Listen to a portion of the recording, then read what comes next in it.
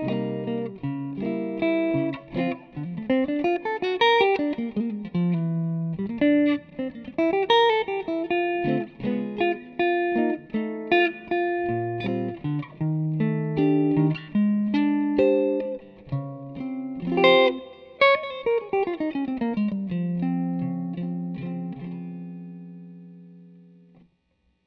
we talk about Berklee College of Music?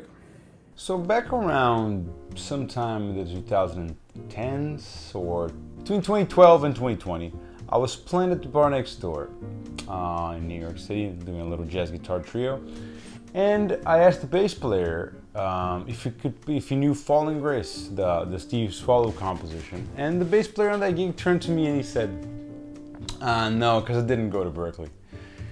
that all I could do was shrug at the time, but it's funny because that made sense because I did go to Berklee, and it's funny how Falling Grace is a tune that's widely associated with Berklee College of Music, and also many things are associated with Berklee College of Music. I've been seeing a lot of videos discussing Berklee, and whether you should go to Berklee College of Music. It's almost as if Berklee stands as the quintessential jazz school. People talk about Berklee as like the quintessential jazz school. Of course, I'm sure that a lot of videos say, should you go to music school in general? And there's many of the criticisms that could be applied to Berklee College of Music would carry over to whichever other institution. Certainly in the case of music, it's become like a heated debate, I think. I wanted to give my 2 cents because I did go to Berklee. I know how to play Falling Grace, but I did go to Berklee. I'm going to take you back to the early 2000s, around 2005, when I was, almost 19. And I was kind of lost in life. I was trying to, this is going to be a little bit of a thing about how I got to Berklee. I'm going to try to keep this short. But anyway, I think there was a lot about this, and I'll retake that. Sorry, I know I go in tangents, but I think a lot of it lies in the reason why did you go to Berklee? So in 2005, I was kind of a lost late teenager, almost 20, right? I'm almost out of teenage years, pretty much. I was living in Brazil, where I'm from, in São Paulo, and I didn't really know what to do with my life. Coming from a middle-class family, I think college was always it was never, it was a very straightforward upbringing. I don't think it ever occurred to me not to go to college, especially 20 years ago. And in Brazil, where a lot of the mainstream good colleges are public and they cost nothing. In the case of University of São Paulo, USP, and those are definitely options. I was looking at a sort of a regular career, international relations, law, whatever. But the thing is, I didn't really feel particularly drawn to any of those things. I was really drawn to music. I liked music. I think I really loved music. I was starting to really love the guitar in a very particular way. I guess in my mind I started thinking that I, probably had something to say with the instrument, even though I was probably an appalling, when I say rough player, I mean rough. A little background. I started playing guitar when I was 13, more or less, which is, for some, is already considered late. I think it's pretty average. I didn't have a great relationship with the instrument. I found guitar to be pretty hard. It didn't come naturally to me. In social situations with my friends, I just saw them get better so much faster than me, and that made me very uneasy. I thought I should be better at this by now. Why don't I get better? I know they're just putting more effort. I was just not really putting any, but kind of learned some little things. I could play a few songs. I knew the pentatonic scale more or less. And I was terrified of picking up stuff by ear. I didn't think I was capable of doing it. It's weird to say, right? A lot of people do this so naturally. How do I play? So I just try to find the notes, right? I couldn't explain to you. It seemed too daunting to me to even try. I was just like, no, how will I know? It's just, anyway. it's probably, I think looking back, it's probably fear of failure, I guess, is probably what kept me from kind of going in, you know what I'm saying? But anyway, I had a little band with my friends. We played a grand total of 3 shows, like a little barbecue, a little school, you know, a little party, and then a school festival or something like that. We played a mix of a bunch of stuff, like a little classic rock, a little top 40, a little whatever. Anyway, that was my experience playing music at that time.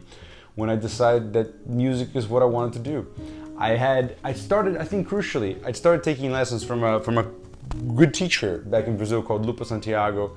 He and the drummer Carlos Ezequiel, they just come back. They had just come back from Berklee, and they were all like full of spunk and energy, talking the college up and all that stuff, and like very motivating. Like Lupa was a really hard teacher, but at the same time he was very kind of pushy in a way that maybe I think I might have needed back then. So you got to go to Berklee. Berklee's the way. Berklee's the spot. I think he had a great experience there, and he was really like sort of stimulating me to go to Berklee. The school that I was going to in Brazil at that time, when not as a college thing. It was just music lessons, you know, pretty much. It was called Conservatório Souza Lima Conservatory. And they had a deal with Berklee College of Music that you could do half of the whole program in that school and transfer the credits to Berklee. So that would pretty much cut down your years. Let's say you were going to do your major in 4 years at Berklee, right? You could do the first 2 years basically all in Brazil, you know, and then go to the U.S. just to declare a major and then finish it at Berklee and get your degree.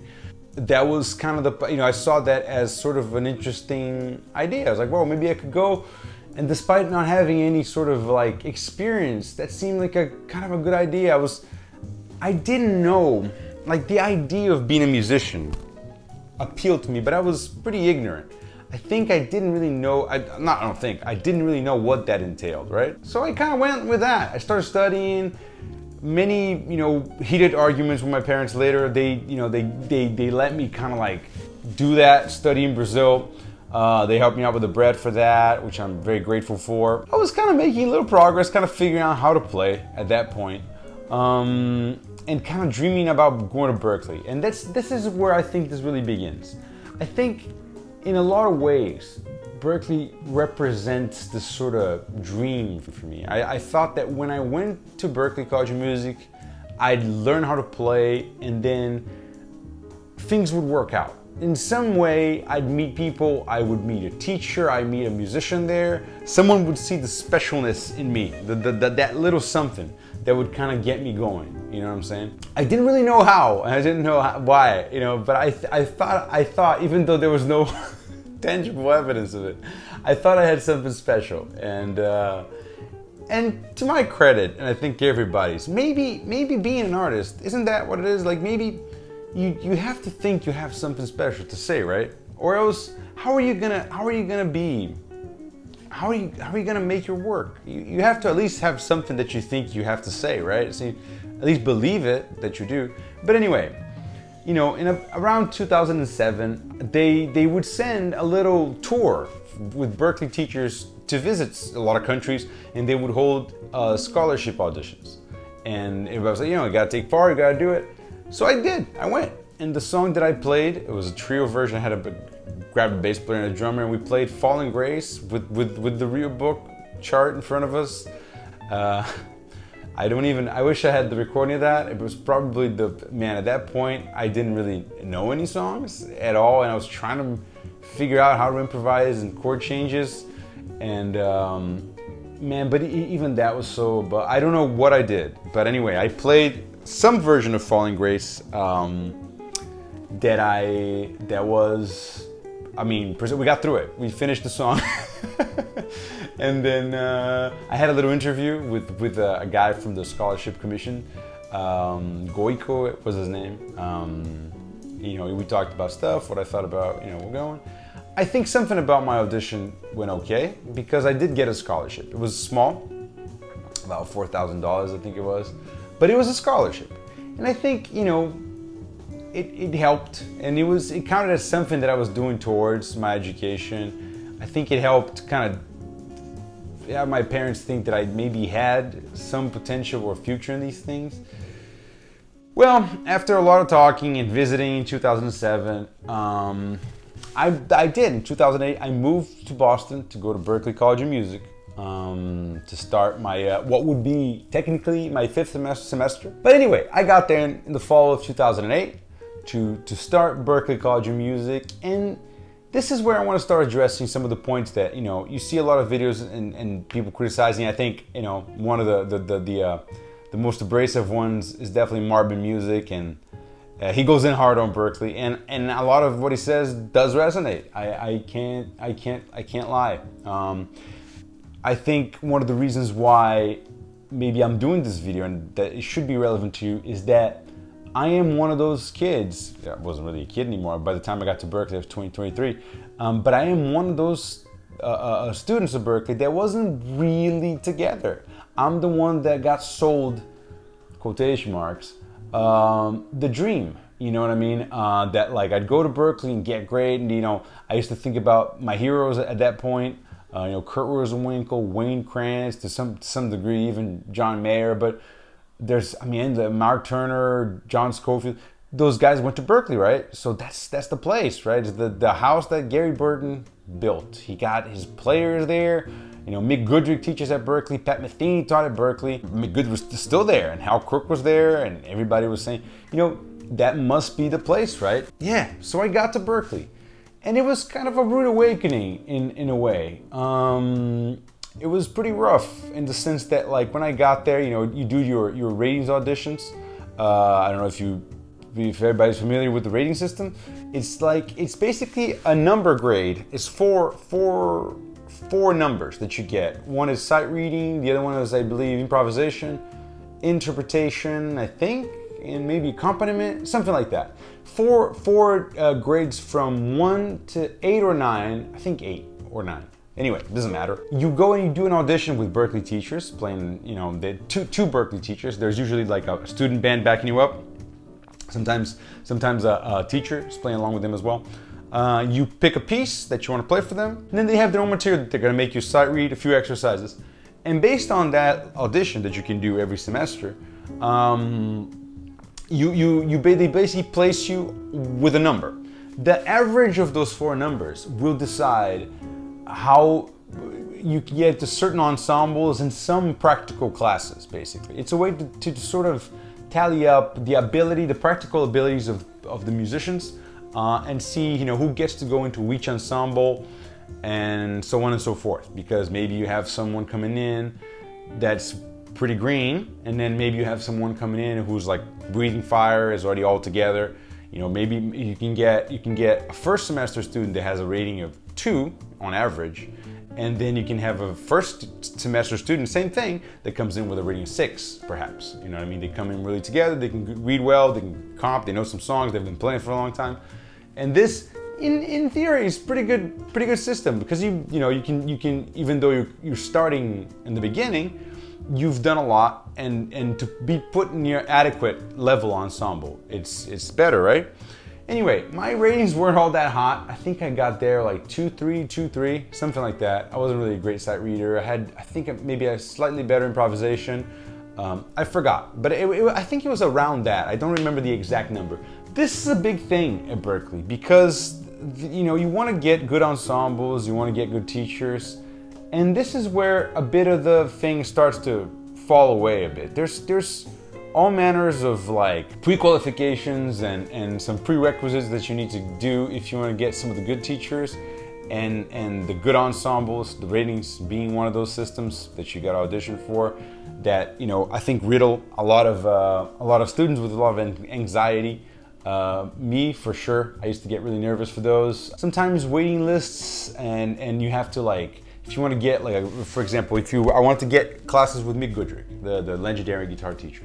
You could, but you had to put your name on a waiting. You had to do his lab first, which was like a lab that he did. It was one group lesson that he would do every week with like 10 or 12 students, and then based on your performance on that, you could put your name on a waiting list, and then when there was an opening. He taught a lot, so it wasn't that crazy. I got to study with Mick a bunch, but I had to jump through those hoops.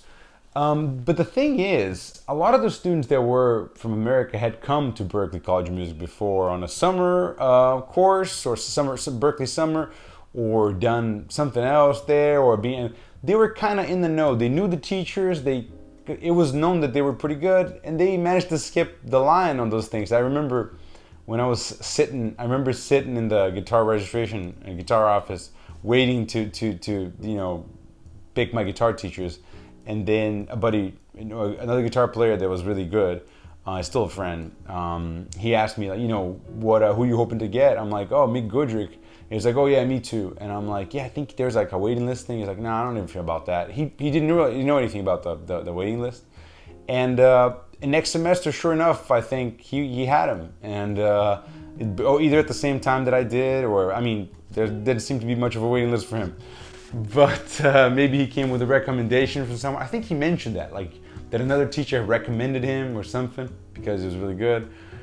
So, they bend the rules in that sense, and I think there is definitely that idea of championing and kind of like pushing forward the students that come with a lot of readiness and potential. And, I remember in that Marvin music video, he was saying that most of everybody else, the teachers don't really care. I have to say there's a lot of truth in that. And many times at Berklee, I did feel sort of neglected and not really, it's kind of like they were going through the motions. And again, with all the grace and all that, I understand that like it's a lot of students, it's a yearly thing. But you get your half-hour lesson and it costs that much money. I kind of expect you to sort of give me some attention. There were definitely exceptions to that rule. I think number one, if I had to say, my guy at Berklee College of Music was definitely Bruce Bartlett, an excellent guitar teacher, excellent person. He's a guy that I actually, after Berklee, I studied with privately outside. He was in Boston out there. Bruce, you're my dude, and an amazing player, and just a great teacher, and just like a caring guy in his own way. He was definitely like no bullshit, kind of like straight to business, and could be a little gruff and all that, but a wonderful guy, man. Really, like I really felt like he gave a shit. He was trying to make you better. It's not that it wasn't so like about. I felt like Bruce didn't really like judge based on your potential thing. He just wanted you to get to the next level, regardless of where you were. He wasn't excited about me just being this hot player or not. He was just like, no, what are we gonna work on? And he was all about that work. And to this day, he's still about that. 2 years ago, maybe 3, I took classes from him again online. Still from New York, and I still have a lot to learn. Still got to work on my ears. Bruce is a super badass. And I recommend him to everybody. If you do decide to go to Berklee as a guitar major, hook up with Bruce Bartlett. I think he's excellent. I could not recommend him more. And go check him out playing as well. He's a special guy. But also, Tim Miller was a great teacher. He definitely seemed very invested, sort of caring, and would listen to what you had to say and try to help you figure out solutions to your problems. Obviously, Mick Goodrick, the legend, I think lived up to what I expected. Everybody always talks about Mick Goodrick, advancing guitarist and all that. And he was a wonderful teacher. Sadly, you can't have lessons with him anymore. Mick has passed away. But he was a wonderful guy. I think a lot of people, he hit people the wrong way a lot. He could be kind of like jaded a little bit, a little cold, a little, definitely sarcastic, definitely like a little ironic. But that's the thing. Like he was very nice to me. I have to say, he never really jabbed me or I think with him, if he smelled any sort of entitlement on you or like, I don't know, arrogance, he would get turned off by it. But if he felt like you were curious about things and you had a desire to like get better and study the guitar, which I think Mick was really what he was a student of the guitar up until the day he died. Of course, a good player and all that, but I think most of all, he would think about the guitar in different ways and try to come up with ideas. And I really enjoyed my time with him. I didn't think he thought less of me or anything like that. He would have like little study groups at night after school that he would get like particular groups of guitar player, and you could go to the room and like to his room. He had a large office, and you could like draw. He was really keen on drawing, you know, as a way to explore the brain. You could listen to some bootlegs, do it. You could practice in like a headphone kind of a thing. You could play duo through headphones as well. It was really fun. He created a little like, yeah, that sort of a group thing, and I remember him invited me for that, and I remember thinking that was really sweet of him. He actually let me borrow my first copy of the Improviser's OS by Wayne Krantz. He's like, check this out. He just handed me his copy, which I kept for a while and then returned to him before I ever met Krantz. Like just a lovely guy. I didn't study with Hal Crook at Berklee. I wasn't strong enough to get into the ensembles. It's funny because in my last semester, that's one of those Berklee stories. I sent my tape. I just thought I didn't have a chance. But when I was going to my last semester, I recorded my tape. You had to record your audition, and sent it to Hal Crook. And the lady it was the very last day, and the lady at the whatever office, teacher's office, anything, was super gruff with me, like, because I came in late and all this to hand my tape in. Hey, you know, don't be late, I guess. Shame on me. And he never got it. And then I assumed I never got in. And then the next semester he said, hey man, I got your tape. I was doing a private lesson. He said, I got your tape. And man, by the time he got to me, it was like all the ensembles were done, but it sounded good. You know, maybe you next semester I could put you in. And then I was like, man, that's it. That's my last semester. I'm out after this, you know. And he was like, too bad. And I was never one to cry too much. He's like, yeah, man, too bad. It was a special guy. You know, I think definitely worth. I don't know if he's still teaching lessons. He's not at Berklee anymore, but I definitely recommend hooking up with Hal Crook. A great teacher, no bullshit kind of guy too. He'll tell you what's up. But you know, at Berklee, that you know. It was that thing. I definitely felt like there was definitely a lot of favoritism going on. I think the bulk of people going there were kind of just going through the conveyor belt a little bit. I think there were wonderful classes that I took there that helped me. I was really in a mindset when I got to Boston. I'd gotten my head kicked in Brazil a lot. My whole thing there was to just practice and play as much as I could. So I wasn't partying. I was 23, I'd party in Brazil. I was shedding a lot in my room and then going to sessions with friends. Not so much in the way of gigs. I was afraid of visa style. I never really gigged until I graduated and got my OPT. But I was trying to do sessions at Berklee all the time.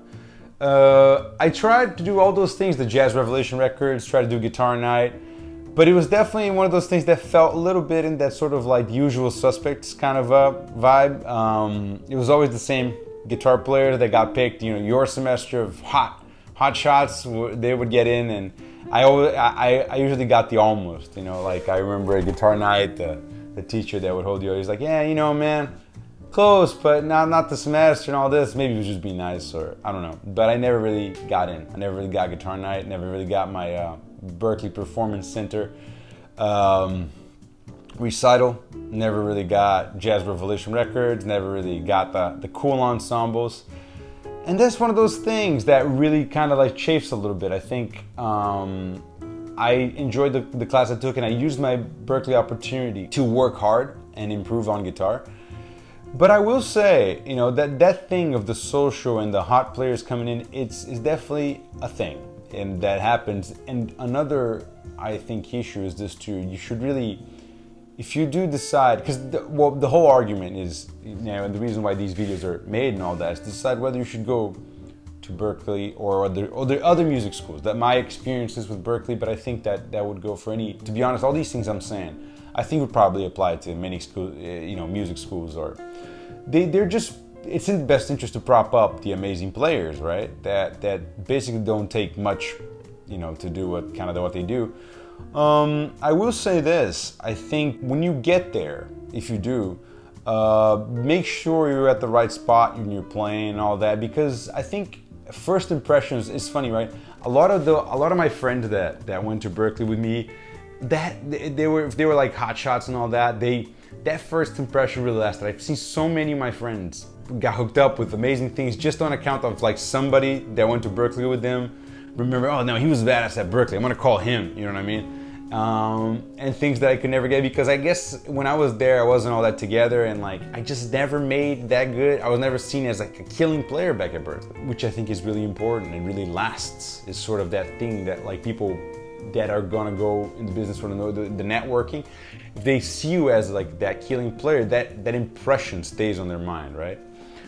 The other thing though, on the other side of that, I did think it thickened my string, it thickened my skin up a little bit. My string too, I went heavier strings, but it thickened my skin a lot. So because I wasn't really handed stuff at Berklee. Like I wasn't really hooked up with the teacher. They wouldn't go to jazz festivals with them or the Blue Note. I decided to make my own opportunities a lot. Because I was writing music, I was developing a kind of more of a sense of artistic self, and I felt the need to have a vehicle to explore those things. So it was like, because I didn't really have Berklee wasn't gonna take me to the Panama Jazz Festival or all that stuff. So I booked my own gigs then. You know what I mean? I'll find my own like ways to play, and I think that sort of experience is invaluable.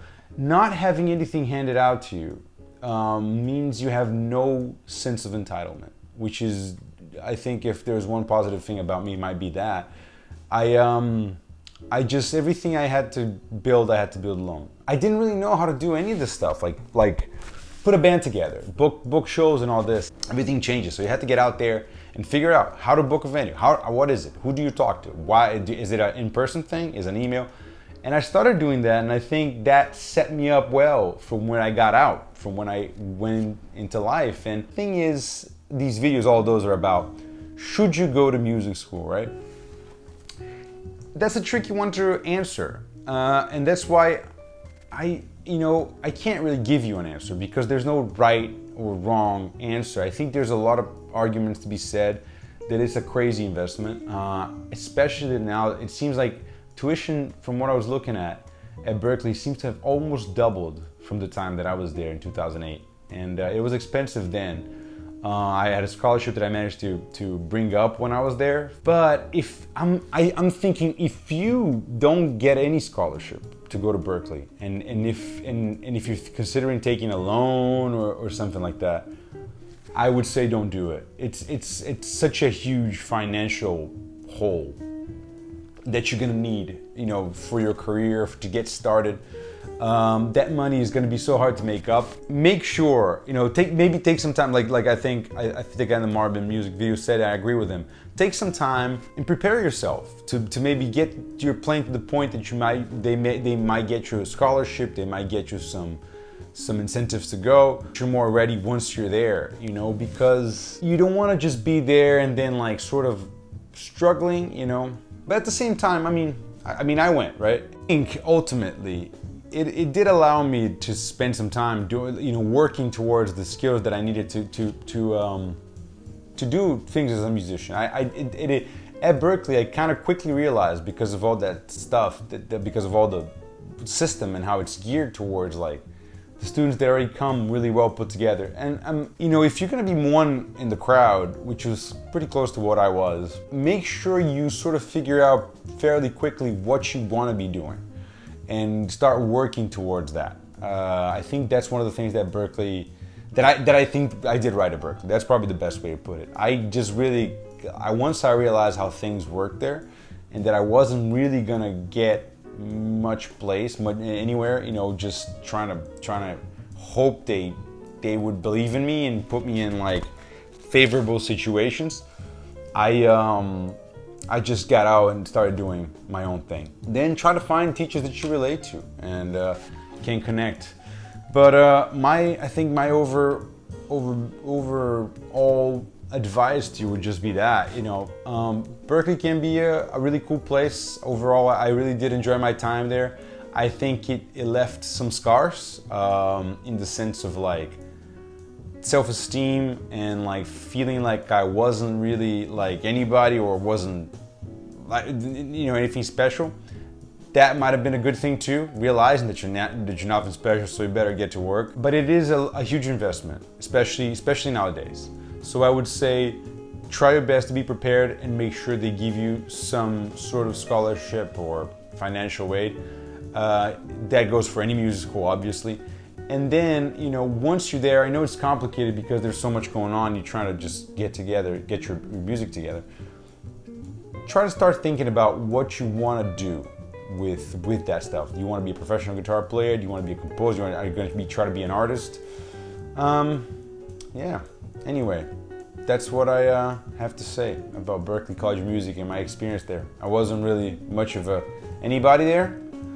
I think I made the most of it for someone that had really no concept of being a musician before I went. You know, that's probably one of the reasons why I went too. I didn't really have. I thought you went to school to become a musician, and I know people have had a career. People were out playing younger than me, but I didn't have any of that. I wasn't part of a scene in São Paulo. I wasn't really playing. I didn't really have a background in music. So I thought, yeah, going to Berklee is a way to do it. In many ways, I was wrong, and in many ways, I was right.